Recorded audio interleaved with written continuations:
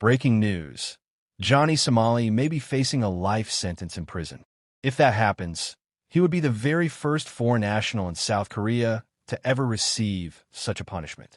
And before you rush to the comments calling this clickbait, stick with me until the end. Because this time, things are looking far more serious than before. Who is Johnny Somali? Johnny Somali, real name Ramzi Khaled Ismail, was born on September 26, 2000, in Phoenix, Arizona.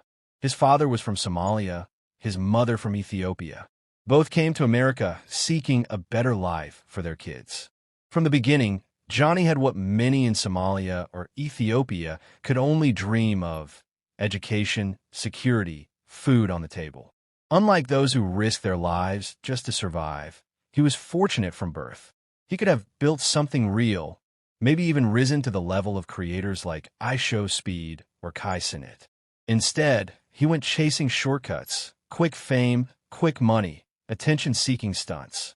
And as we all know, fame that comes overnight often disappears just as fast. The trouble begins. This wasn't his first chance to change course. He'd been arrested multiple times overseas for disruptive behavior. But instead of prison, he was usually deported. Each time was a chance to learn, but instead, he doubled down. His first big scandal came in Japan, when he mocked the tragedies of Hiroshima and Nagasaki. That got him arrested, banned, and branded a nuisance streamer. But the attention only pushed him to go bigger. Next stop, South Korea. And this time, his actions may cost him everything. The Statue of Peace incident.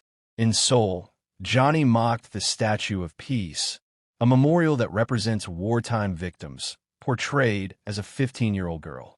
He kissed it, made lewd gestures, danced around it, sparking outrage in Korea and beyond. From there, things escalated.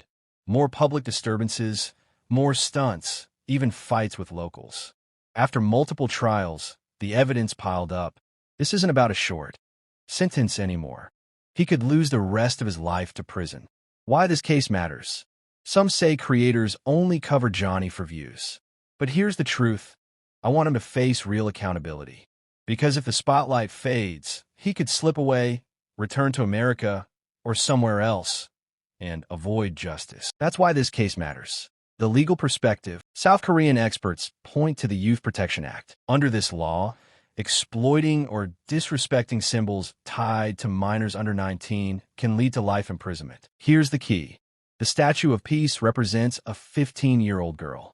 That makes Johnny's actions, kissing, mocking, making lewd gestures, even more serious. And if he goes further, say simulating sexual acts with the statue, something he's hinted at, that could fall under child exploitation material. In South Korea, that carries a minimum of 5 years, up to life. Johnny's own admission. Even Johnny himself admitted, the only reason I'm being charged is because I touched that statue. If I never touched it, none of these charges would exist. But legally, that's not true. His reckless behavior is exactly why authorities continue holding him. The trial, turning point. Right now, his trial is underway. Prosecutors are lining up witnesses, even people once close to him. This could be the moment that decides if he ever walks free again. The evidence is overwhelming. He can't pretend ignorance anymore. He knows exactly what the statue represents, and he chose to disrespect it anyway. If South Korea applies the Youth Protection Act to its fullest extent, Johnny Somali could finally be sentenced to life in prison. Closing to the audience. So what do you think? Should Johnny Somali face the maximum punishment for his reckless behavior? Or will he somehow escape justice yet again? Share your thoughts in the comments below.